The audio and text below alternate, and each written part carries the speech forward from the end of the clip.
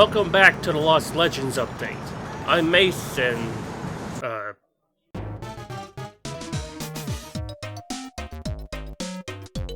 Okay, I'm sorry it's taken forever and I pumped out 3 episodes of Lost Legends all of this year, along with a few other videos on both my channels.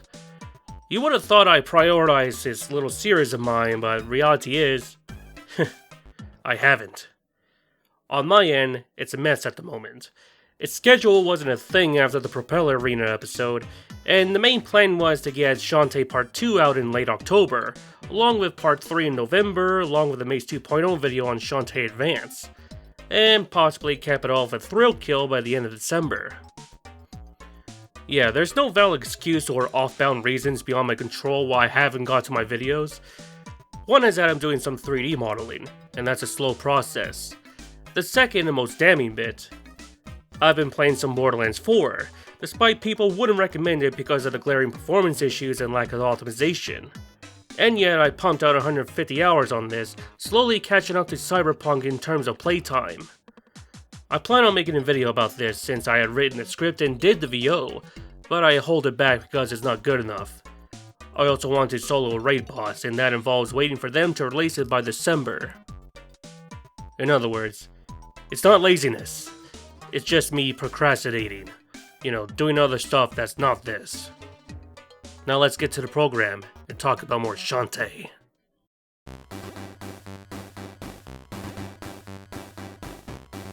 On the previous update, the community of wayforward enjoyers from February 2024 just uncovered a load of Shantae content, along with some other ones I never mentioned in the video.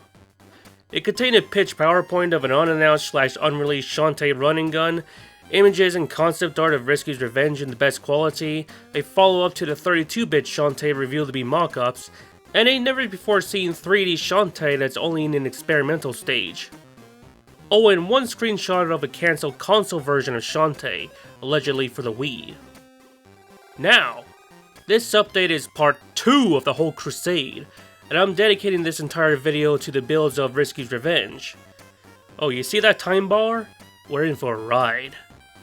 Bit of a side tangent is that, why am I doing this, despite the update videos about cancelled Shantae games? As the fact states, Risky's Revenge was released, but I decided to cover this since this was made from the foundations of Shantae DS. Also, it's interesting.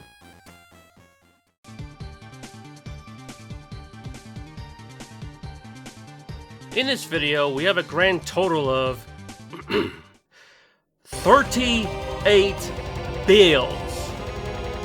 God fucking damn it, I've edited all this. You sign up for this, boy? Yeah, did you know I helped funded this? Now first off, these are DSi ROMs, which are like the bulletproof version of regular DS ROMs, so I had to use a specialized emulator known as Melon DS, which has DSi support.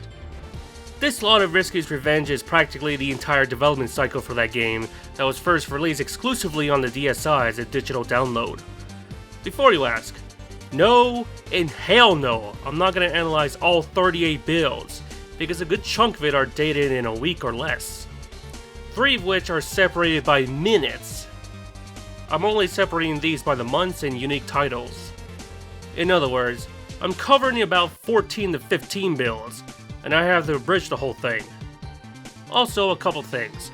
First thing is that I can't save my progress during this expedition, besides save states, and I'm going to talk about the bits that stood out for me, so don't expect this to be like an overlong hyperfixation on the differences between the April 22nd build with the 23rd builds. That ain't happening. Comprehensive is not in the books here, especially when I have to cover a whole pile like this. Dust gets a pass because those builds are very short. THPS I may have bit off more than I can chew, but at least some builds are actual demos. Most of these builds here are full games, hence the reason.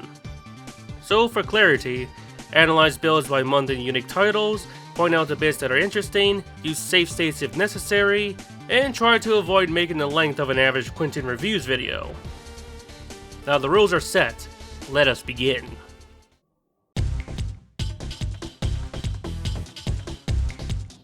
Now, before we get to the main DSi stuff, this here is likely the earliest build of what's going to be Risky's Revenge, dated March 6, 2009. However, like the 3D Shantae build we covered last video, there's no sound, and the second screen is next to useless.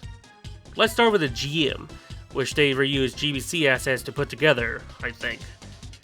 You can hold R to run, you can swim, attack, but there's no enemies to fight, and one interesting tidbit is that she can wall jump without turning into a monkey. Oh, and there's no transformations in this stage of development. The gameplay, by that I mean movement, is in its infancy. Shantae's movement has some momentum, the gravity feels heavier, and when you grab on a rope while falling, Shantae's sliding a bit before stopping. Guessing it's just me or the game's running a tad too fast. I don't know, I'll let you decide. The second location, the field, is an early but very short version of Lilac Fields, but with the notable difference being the lack of enemies and no way to die, because the only pit in the level is treated like a solid floor. I think they cut Shantae's wall jumping because it can be exploited to nab key items quite early. That or make the monkey useful. There's a dedicated no-clip toggle by pressing the face and shoulder buttons together. There is a page 2 of this very short debug menu, but accessing them leads you back to the debug menu. The next one is dated April 1st, 2009, and guess what? It's the same, but the debug menu is slightly different with the generic tech info stated in an unknown region. I had to use a different emulator to run this. Besides the barely noticeable difference in gameplay, the most damning part is varied file sizes. The April build only had 1.2 megabytes, while March had 32.7. Looking up on the old hex editor reveals the truth.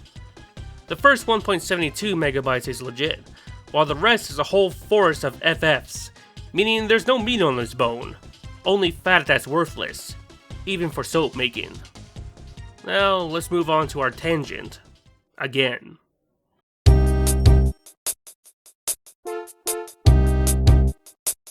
Now those, alongside the 3D one, are all the known NDS ROMs, and before we get to the thick of it, ever wonder why I held back making this video for over a year and a half? Well, 1, busy making other videos. 2, procrastination I mentioned at the beginning. 3, it's because of me trying to get these stupid DSi ROMs working. These are not your normal everyday DSi ROMs, but they're SRL files, made for the development of DSiWare games, which were converted from .TADs, likely ROMs made for dev kits. Ever wonder how I got these working? Well, I gotta jailbreak it, on an emulator, and it's a convoluted process. Okay, it involves some virtual SD cards, downloading certain files, exploiting the camera app with unlaunching Twilight Menu++. Eventually, I managed to get it done, and ironically, it was when I uploaded the previous Lost Legends update on Dusk, where I told you I was having a bad time trying to get these working. Anyways, once you got it done and working correctly, you're able to get these ROMs working without any region or development exploits. However, the only downside are the fact you gotta boot the game from the firmware, and there's no way to properly save. Once you understood these conditions, you're golden. Now it's finally time to look at these builds. Builds that I recorded back in March to April and script written during that time, Yeah, it's sanity. So let's begin! Now we get to the main DSi stuff. This year is notably different. The final build of Risky's Revenge is dated October 2010, so this is only 10 months away, and you can clearly see why. Booting up, you get a message stating that you corrupted the innocent data, you dirty, dirty person, and it sends you to the debug menu. Before the main story, we can access the gyms, which is a wayforward way of saying test rooms. The standard gym is bare bones, made for basic mechanics and stuff. I recommend accessing the bottom menu before going to the game to unlock the transformations and upgrades. This gym had a load of treasure chests laying around and one blue knight. The tiles from the previous builds are present. The mobility gym had music, and it's more the same as the previous but no enemies, and it's designed for the movement. Also, I don't recommend entering these holes or else the game soft locks you. One thing to know is that the game had no clip by pressing L, R, and B together. The shop gym, unlike the other two, is also some sort of test map with the game's shop mechanic. But you can exit the place and enter Scuttletown. Don't know why the game had a bunch of pots and chests floating above. Don't know what that's about. Now we enter the game with an ESRB rating of E, not E10+, and a very crusty Shantae with a crudely drawn touch me for the touchscreen. Touching the how to play button sends you to the instructions for Mighty Flip Champs, and exiting to the start screen, the touch me screen had a black background. The file select shows off a different Shantae design, which is also prevalent in the game's inventory screen, which is also different. Beginning the game, you'll notice the font for the dialog box is different as well, and the lack of character portrait is noticeable. It won't hurt by talking to the locals.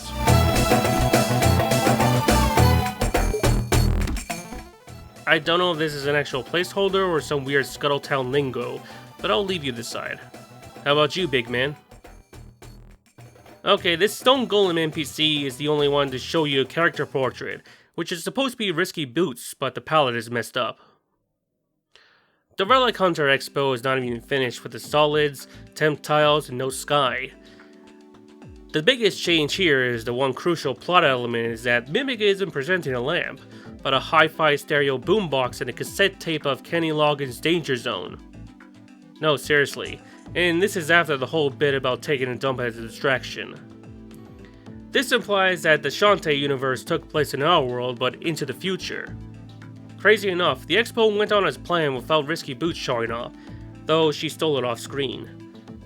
Risky's original scheme here is to awaken a sea monster with a boombox and the mythical Leviathan's Cry, which was proven to be a hoax by one Dr. Fishman from a millennium ago.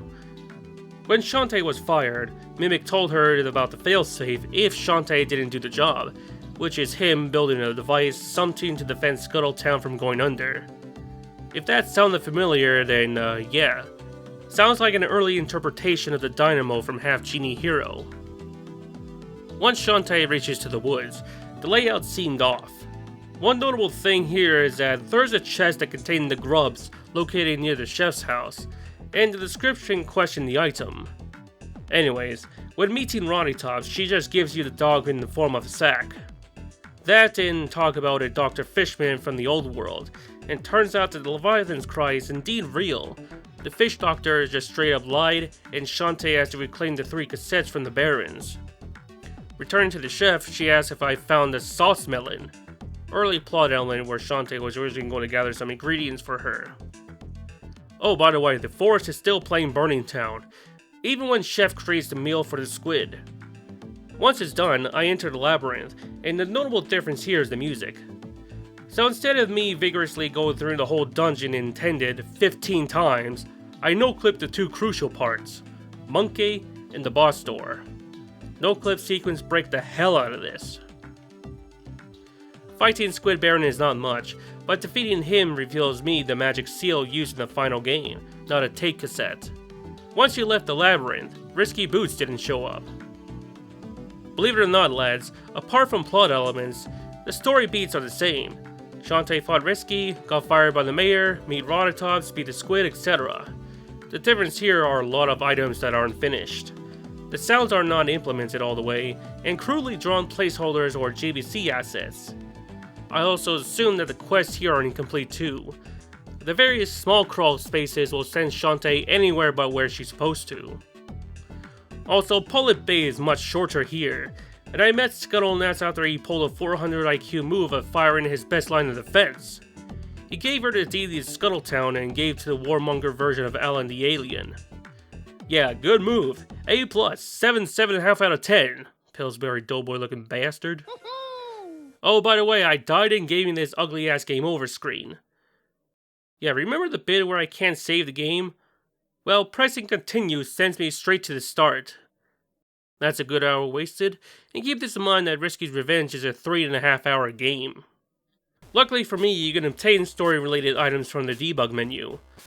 Now for a quick detour on the magic items themselves. The items had different sprite work. The fireballs, clouds, and especially pike balls had different looks to them. Gameplay wise, items play the same, except the bit it consumed more magic than usual, especially the pike balls that drains the bar much quicker. Now the biggest difference in the entire game is that there's no barren desert. This entire wing is all pumpkin fields. This entire layout has changed due to the lack of sandy dunes and stuff, but the Animal Baron's hut is there, but you gotta offset yourself to the left. One problem is that the Animal Baron was supposed to ask me if I had the town deed, so the story would lead to the battle tower so I can just nab the second tape. Fortunately, I got the passport in the debug, bumble my way through the caves and head to the tower, which to me seemed out of place. After grabbing enough gems to go through because, the battle tower had no plots to break, I ascend the gauntlet. There is no background, so it's black, and the timer is set for 9 minutes. Finishing off the last wave of enemies plays the tune where you get the rare item. Then collected the second quote tape, and base god Barracuda Joe gave her the forest key. Risky is absent once again. Using that key to go to the mini dungeon where you get the elephant transformation, you meet Roddytops' brothers who represent 2 generic NPCs. They give Poe's full name as Po Peepile, or Po P. What's the P stands for? Faces! Yeah. In the final, this is a coffee run where you obtain a coffee grinder, some beans, and a rotten egg, which the latter you don't need to collect. This iteration, not so much.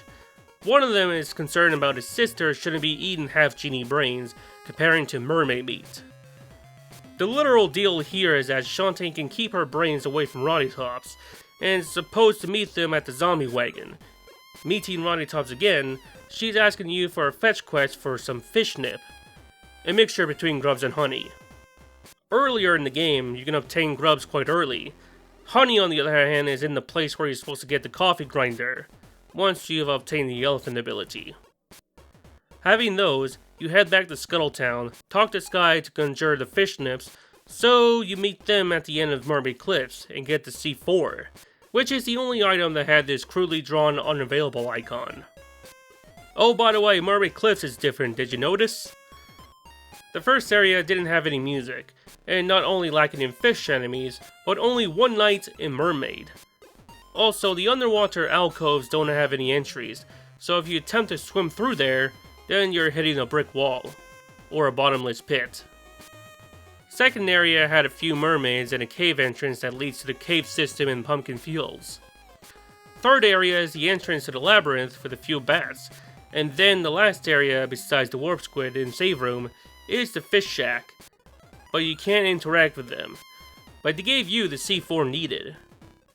Entering the lair requires a carefully placed storm puff because placing it on the ground won't work. You gotta be a tile high in the air to do the trick. The Hypno Baron's lair isn't complete. The design is quite different comparing to later builds, including crude placeholder sprites, worms that come out of the walls, a dark room full of wizards. Oh, and one problem. Boss door won't open. Facing the Hypno boss is, of course, different. The actual fight hasn't changed much, but the dialogue here sure has.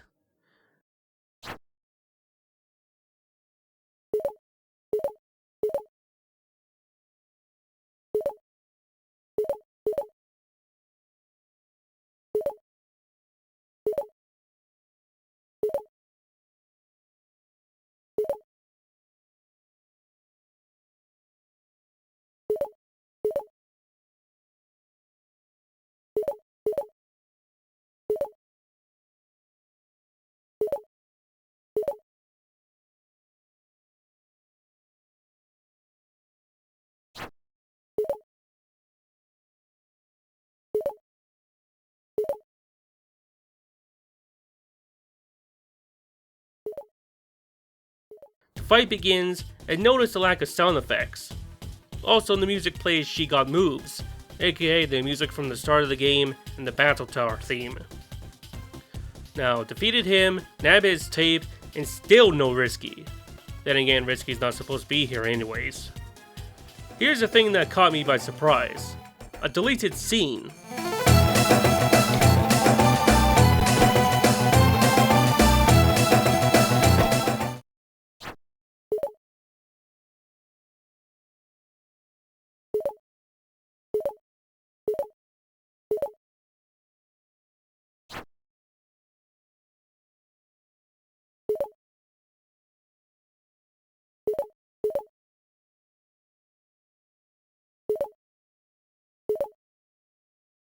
In the final, you're supposed to head to Shantae's house to move on to the next part of the story.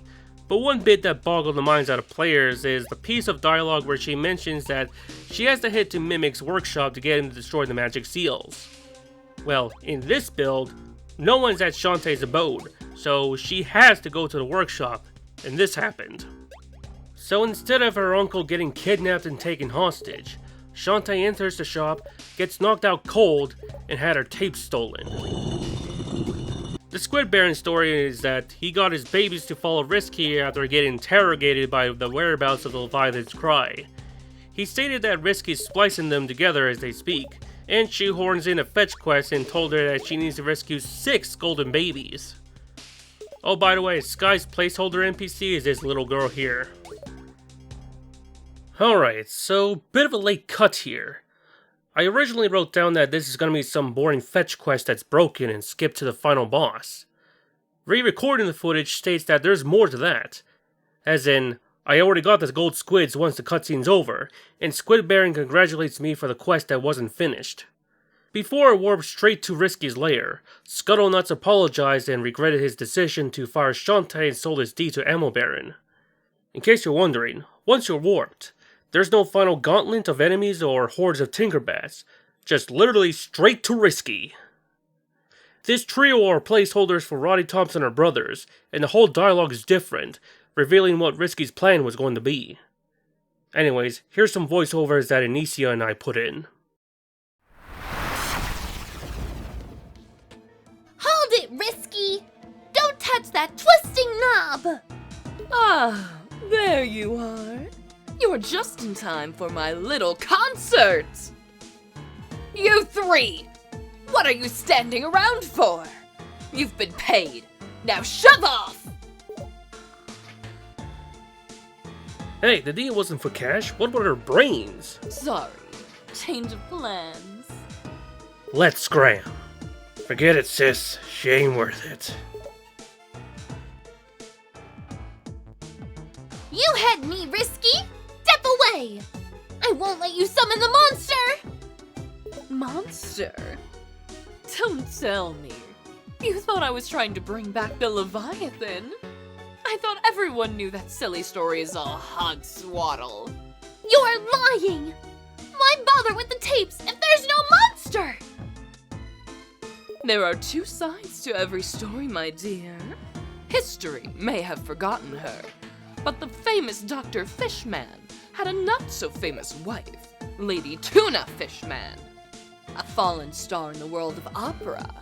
When her idiot husband made his famous monster recording, he taped over her first and last live performance.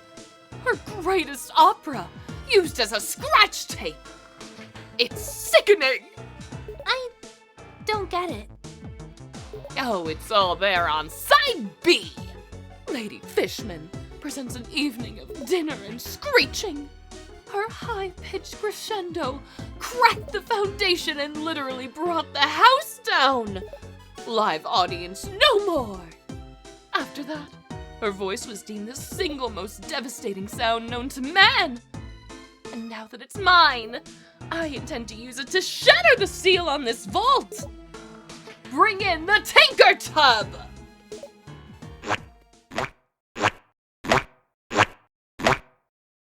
Now, the boombox is in place.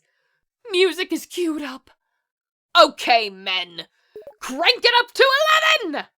Let's see what this baby can do!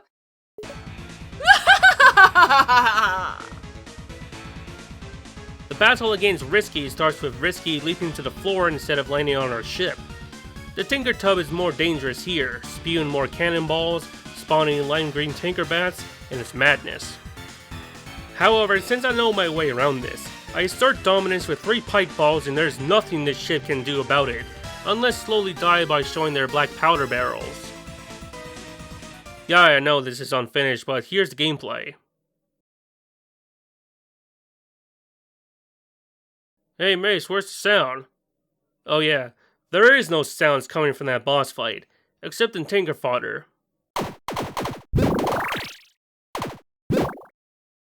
Yeah, you may think this is the bit where we get Nega Shantae, but no, it cuts the credits. Oh, and there's no cute wallpaper with the time and completion, it just sends you to the wayforward startup.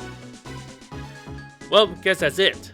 The good news for me is that the following builds will be shorter, considering that I'm doing this by the month in unique titles.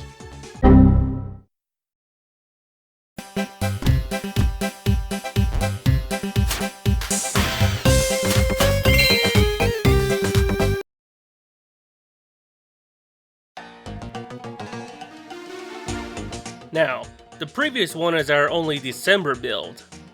How will this work is... Nah, I'm covering the earliest one in the month.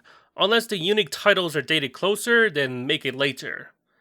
Between December 09 and the current one, we have a different file select screen featuring a different art style of Shantae. It's got the vibes!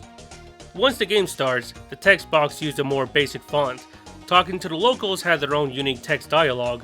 The golem doesn't use Risky's garbled portrait, and the save guy's Roshi levels are off the charts. Oh, and his save room is now red.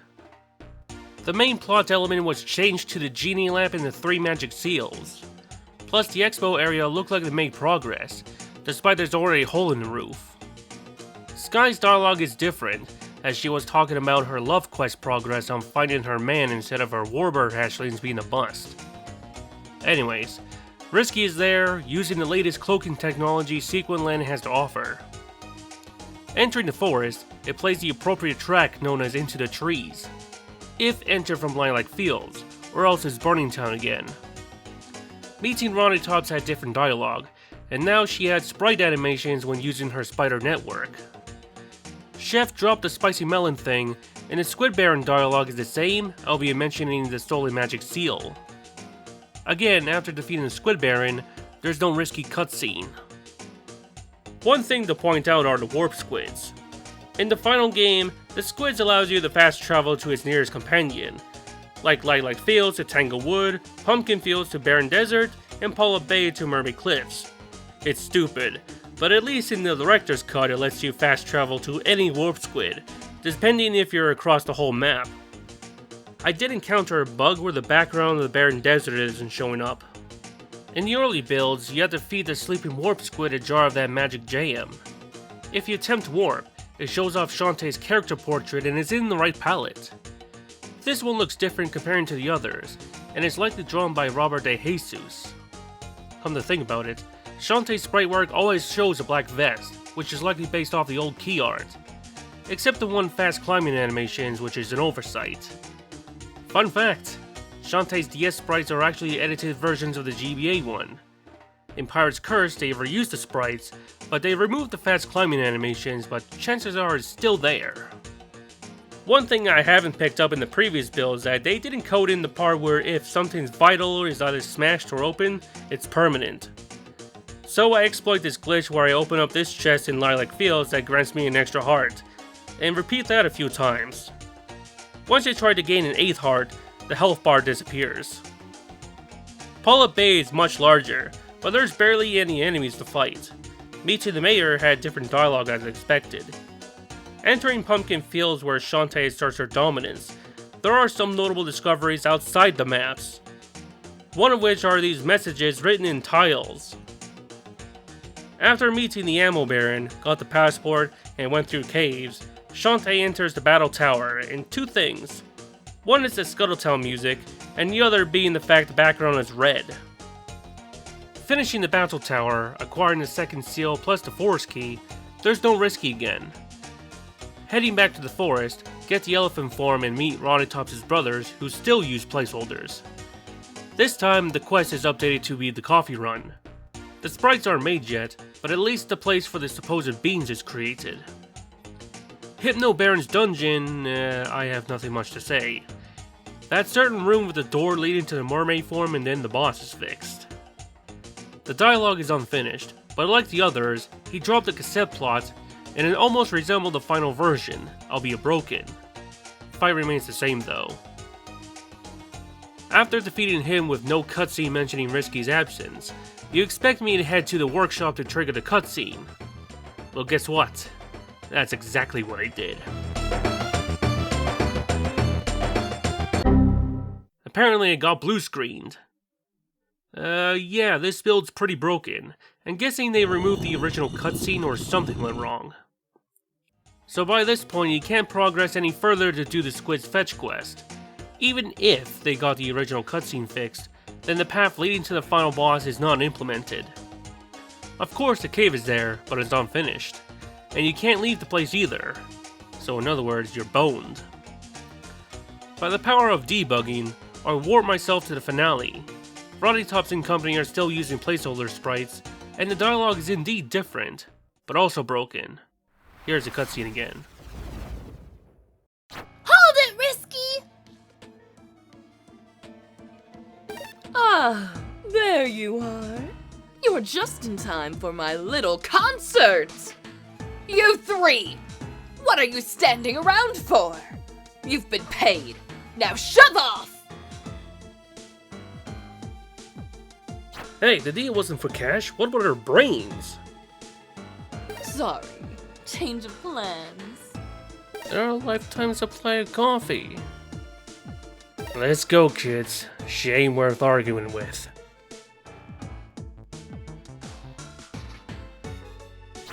Now then, let's keep things moving, shall we? You're horrible! Using their weakness against them! One way or another, I always get what I want. Today, the lamp. Tomorrow, the world! Just a few more minutes, and I'll be able to unleash its dark power! There's still time to end it! You're certainly welcome to try. Men, crank it up. Let's see what this baby can really do. Oh, it's all there on side B. Lady Fishman presents an evening of dinner and screeching. Her high-pitched crescendo cracked the foundation and literally brought the house down. Live audience, no more. After that, her voice was deemed the single most devastating sound known to man. And now that it's mine, I intend to use it to shatter the seal on this vault. Bring in the Tinker Tub!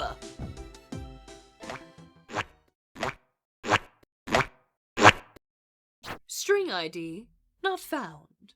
String ID, string ID, string ID, string ID. You're finished, Risky!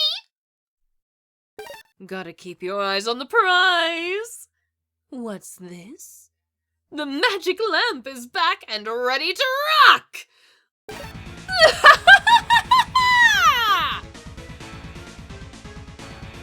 The fight remains the same, but the Tinkerbats are actually lime green this time, not the last build. Still no Nega Shantae, proper ending, or any time and completion.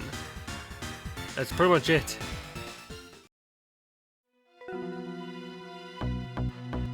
Dated on the 5th, changes were added. The debug menu added more content like levels of music, and the title screen now has a more finalized title without the copyright text. Because said copyright text is at the bottom screen where it used different artwork, and lacked the help menu. And one odd thing is that you can't grab the egg before talking to Bolo. Another major change is the inventory screen, so the main magic items are located at the top, while story or quest items are exclusively at the bottom for you to scroll through. That's a quality change, but unfortunately, map isn't made yet. Mimic's workshop is being worked on, but his decorations are not even finished, starting with the solar system where the top part is at the left side, while the other part is on the opposite, flipped. Risky Boots and her Tinkerbats came in by the explosions from the already broken rooftop, and the main plot kicks in.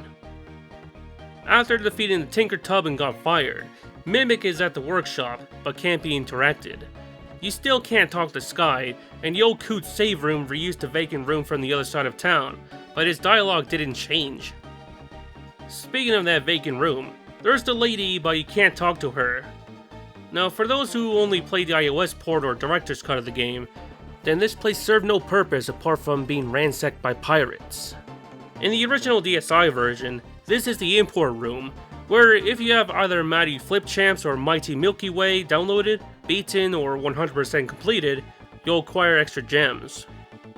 Meeting Roddytops, she had some slight dialogue changes, and after acquiring the tasty meal to enter the Squid's Labyrinth, I noticed Risky Boots.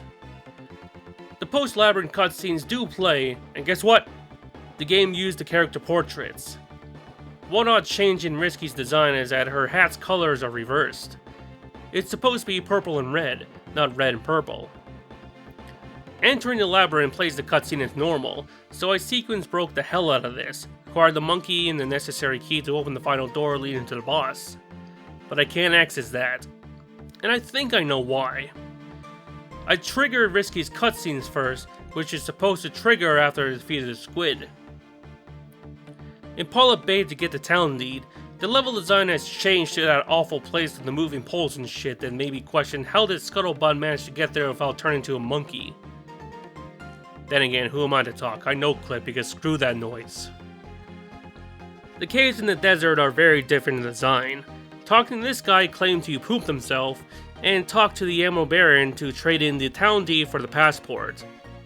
Battle Tower is updated to have a background, and we have another cutscene after acquiring the second magic seal. Abner and Poe use their appropriate sprites, and note that current sprite of the inventory screen. I know it's irrelevant, but still. Anyways, let's say if you did acquire the necessary bits like a coffee grinder and grubs.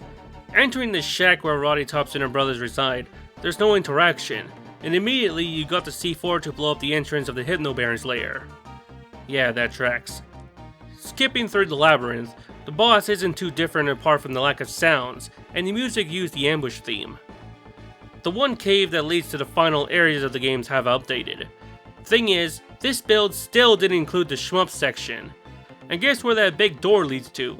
The final boss? Well, the save room. And then the backwoods of a different cave system from the other side of the world. Yeah, this blows. So let's warp ourselves to the final boss.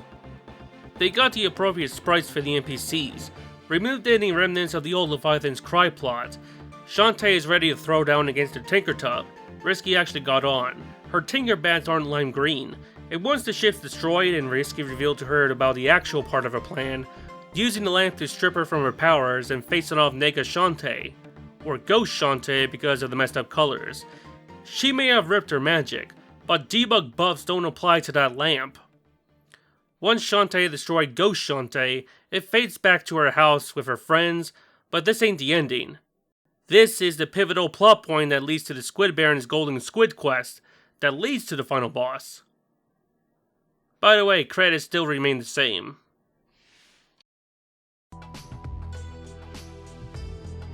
This one is dated on the 26th of February, and there are some notable changes. One is that the corrupted data screen is different.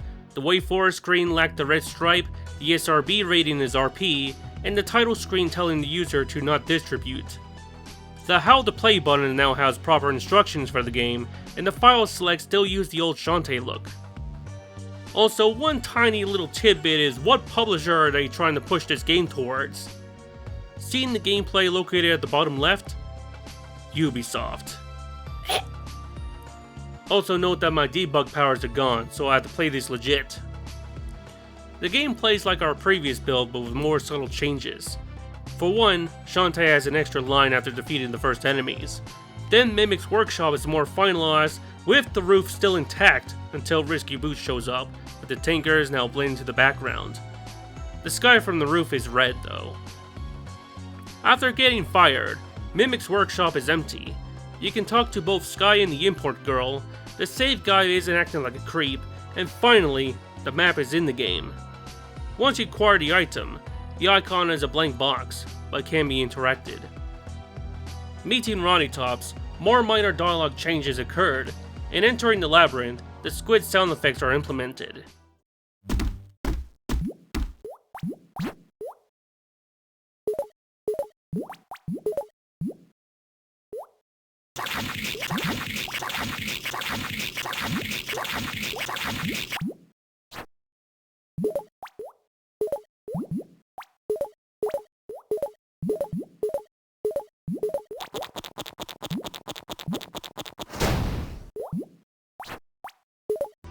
Acquiring the magic jar is now treated like any other quest item, along with heart containers. Meeting the magic genie statues have rewritten dialogue, and defeating Red Squidward still doesn't have sounds apart from the tune, which is still using the same one where you acquire the seal. Meeting Risky is the same. Heading back to Scuttletown and enter Paula Bay, I had to platform these awful things with the monkeys just to get the Scuttle Nuts. However, once you attempt to leave Scuttletown and enter the Pumpkin Fields, this guy told me that this is the end of the pre-release demo. Well, lucky me. If you did get a game over, this build changed the screen. This one is dated March 10th, and this was meant for journalist websites, judging the name of IGN. Like the previous, there's no debug features enabled, and the following screens are reused. There are some changes. Mainly, most of the sounds are implemented, like the Tinker Tub boss, the explosions, etc. The dialogue text used a different font, and the final character portrait arts are used, only for Shantae and Risky. The first notable change here is the Tinker Tub behavior, and this one is made much easier, and it never used that anchor attack. Defeating the Squid Baron finally fixed the sound problems, and heading to Paula Bay, meet the mayor, grab the deed, and suddenly the game froze when I load up a save state.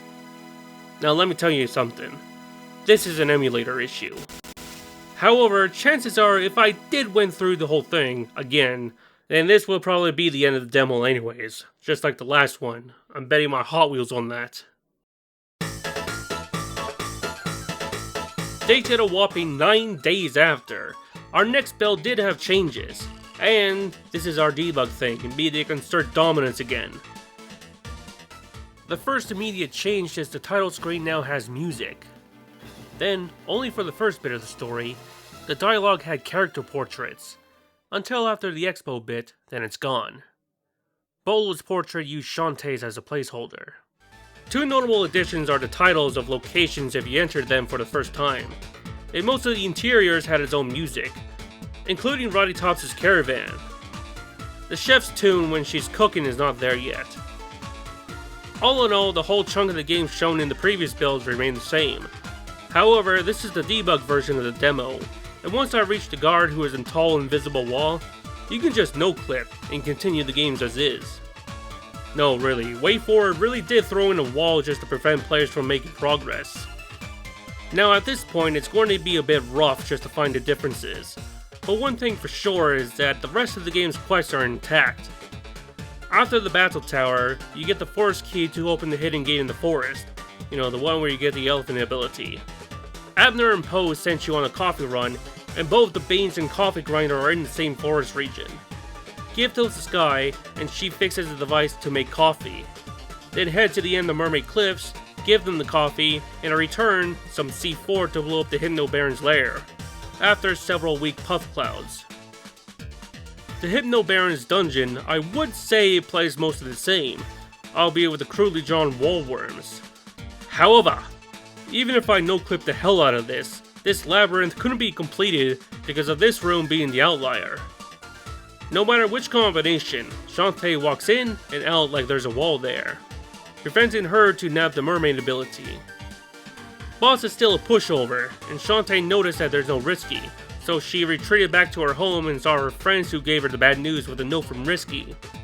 A very heated note from Risky, and Squid Barons decide to jam in a fetch quest involving gold squids. But I got a better idea. Time to no-clip. The final areas of the game is actually more finalized. They finally added in the Sunken Caverns shmup section, and the final door leads to the final boss. The Tinker Tub boss, like the IGN build, is easier, and the Nega Shantae fight still has her color palette messed up. One addition is the ending, and even the end credits it shows off the time and completion. Next build is dated the 2nd of April, and blah blah blah changes, yes I know. The most prominent change is most of the character and side characters have their own portraits in their dialogues. Some exceptions include Roddy Tops and the Three Barons. There are indeed some gross bugs in this build, a couple I encountered in the end. In the shmup section, it didn't end properly, so it goes on for a while longer without ending enemies. The second being the final boss, where apparently pulled this.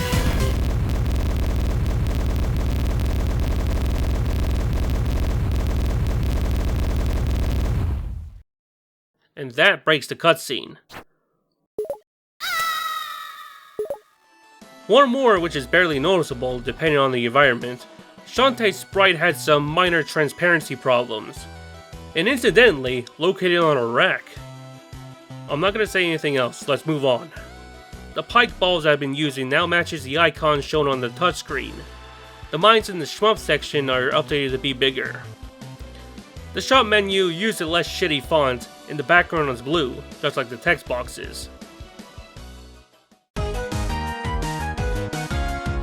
Next build from the 7th of May, and I could just skim everything and probably say, oh yeah, it's more of the same as our previous build. But what I didn't expect are a couple glaring issues. One, if you look at the music menu in the debug, each and every one of them are playing the wrong song it's named for.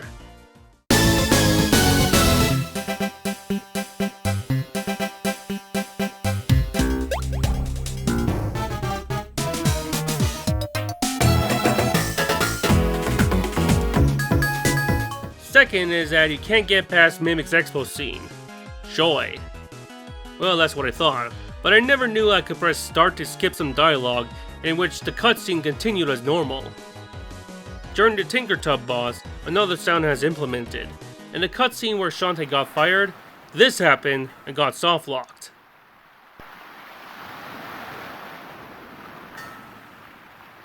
There are some more additions, being that Roddy Tops and the Barons now have portraits, and what I discovered is that the text dialogue had changed. Assuming this is meant to be more a characteristic thing than cramming as much text in as possible. After defeating the Squid Baron and conquered the battle tower, Risky shows up, attempting Shantae to surrender the seals. One addition is added an evil cackle, like this. To me, it doesn't sound fitting to a busty pirate woman, hell-bent on taking over the world. When we get to the battle tower after giving the ammo baron the town deed, the timer for the gauntlet is now down to 3 minutes. Yeah, after the whole coffee run, slapped Hypno Baron and cheated my way there, the Squid Baron near the end of the game now has told Shantae that she needed 3 of his golden babies. And guess what? Yeah, like hell that's gonna happen. Skipping that boring fetch quest utilizing the mermaid form, the final boss cutscene is now finalized, with the camera panned to the right, some dialogue changes, and see the full extent of Roddy Tops crying in shame because she got scammed from not getting the Shantae brains. Shantae is nonchalant about it. The ending is updated to be the final, and the credits rolled in, but there's no funny business apart from the temporary Mighty Stolen Credits champs. One last addition are the cute wallpapers with the game completion results. I'm putting these two together as I can barely tell the difference between them. Only some changes I could think of being portrait outlines are cleaned up. The Tinkertub buzz now did the roar, along with some sound effects like water splashing with her jump ship layers. Another addition are more sound effects, mainly for the enemies like these big guys, mermaids, and Squid Baron's pain noises. Last addition is only minor. Big hearts and magic jars. One change is that if you haven't talked to certain characters once you claim the items, they play the introduction part first, and then ask if you got them. The chef is one such case, and guess what? The tune where she's cooking is finally there.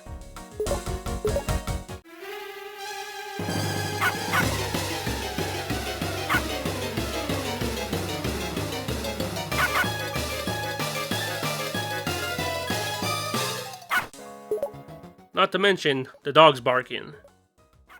Another change is Risky's laughter, now more fitting. When confronting the mayor, Shantae's previous expression is more whatever, and now she used the appropriate reaction when some doughboy taking charge of the town just fired her. There ain't much changes related to the ammo bearing quest in the coffee run, so moving on to the Hypno Labyrinth, where the look is updated a bit. Mainly those weird eyeball statues. The boss now plays the appropriate music and had their sounds implemented. An odd quirk is that if you enter the cave while underwater without the mermaid form, Shantae can move on the floor unless there's a slope, then she returns to her swim state. If she attempts to transform while underwater, the game gives me a blue screen of death. The ending is updated to be the final. The credits rolled in, and they updated the end credits with some funny names like Shantae Fake Credits Champs and crediting that dude for promo art and that other dude for cutscene art. Previous build had their appropriate names. The main build doesn't look or sound too much different, but there are some minor changes. Removing inventory items now have sound. The magic seals have sound effects for their presence, and they're in your inventory until the end of the game. The string block sound effects have changed.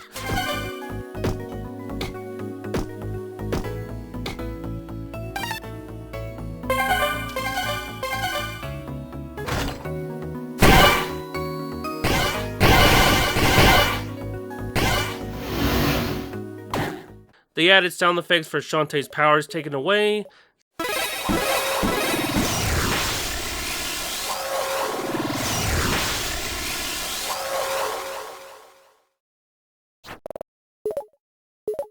They fixed the missing portal at the post-final boss cutscene, and the credits have changed to the finalized font.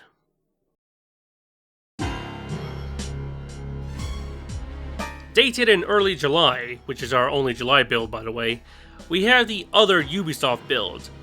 Assuming that they are their best bet on getting this game published, until I'm betting they rejected the game's publishing, so they did it themselves because there ain't no way in hell they're gonna scrap a completed game. Even though they're originally going to make this thing an episodic venture until they went with one, and some plot elements using the sequel and blah blah blah blah blah blah. Anyways, this is the other demo that plays the exact same as our other pre-release builds, but the difference is polish. Lots of it. More sound effects are implemented, mainly the enemies, Shantae's animal forms, the spawns, saving, shopping, genie spears, tinker tub roar, etc. Also, they removed Risky's laugh. Shame. Rest of the demo plays the same. Okay, get this. These 4 win builds are actually made for the sake of, and I kid you not, the endings. You know, Win Roddy, Win Risky, Win Shantae, Win Summer. Yeah, all of them are specifically made for the end credits. Simple as that. At first glance before writing this following bit, thought that was it, until I noticed the .tad files are dated mid-April. Win Shantae, and by extension, Risky's Revenge Normal, are both the final builds with debug enabled. Out of curiosity, I attempted to try the gyms, which I haven't touched since the December build. Turns out the game crashed before it was removed. The June build didn't have them, and the May build is a corrupted version. Yeah, that's pretty much it really. But, guess we made it through. Not exactly 38, but 15 that spans through 10 months should be enough.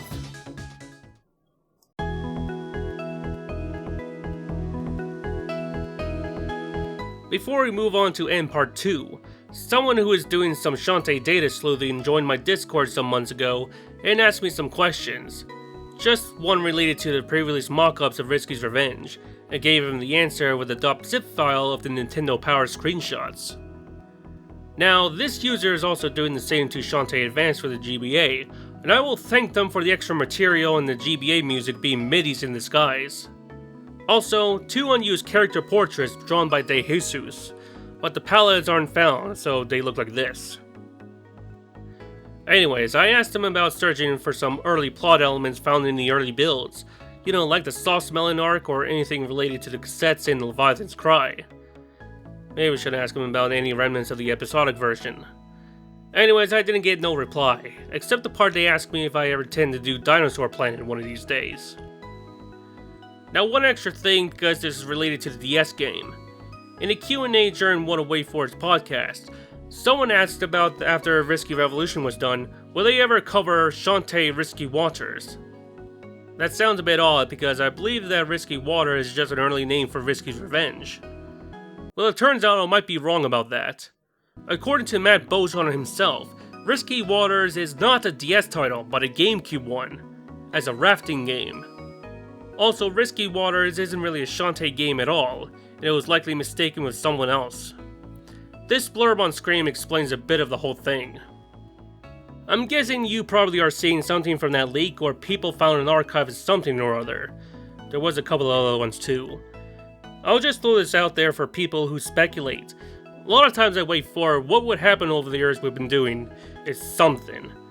A lot of times when somebody starts a project or they want to prove out some technology, it's very common for programmers or engineers working on a thing and they need some pieces. They'll go into a Shantae folder. There was always some Shantae from just about every console generation. Now I'm like, oh, there are people who think this is a Shantae demo. It's not. It's something that somebody built out of spare parts that they got on their hands or whatever was handy at the time. I'll just say there are some things where we made demos that were deliberately Shantae demos. There's other things where people were just doing whatever they were doing, using whatever pieces they had around that. In some cases, I've never even seen them. They're not really Shantae demos, just a little disclaimer and a peek behind the curtain as how things work. As you are seeing stuff, I can always clarify what was real or not. Yeah, I will take his word on it. Shantae did have some tech demos in the past. Even the 3D one we showed off last update is likely a demo and not a full project.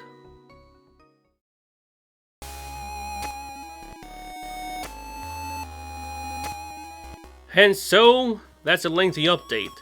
Risky's Revenge is a decent game on the handheld, to the point it's been ported to consoles, which eventually spawned another sequel, Pirate's Curse, which is considered as the best Shantae overall, despite being the only game where you don't transform into animals. Next update is the soon-to-be conclusion to the whole Shantae crusade, and I'm talking about the long-awaited Shantae Advance, which I have in my possession long ago. I'm also making a video on Maze 2.0 related to that title, so it will be uploaded once I'm done with part 3. Sayonara, simps.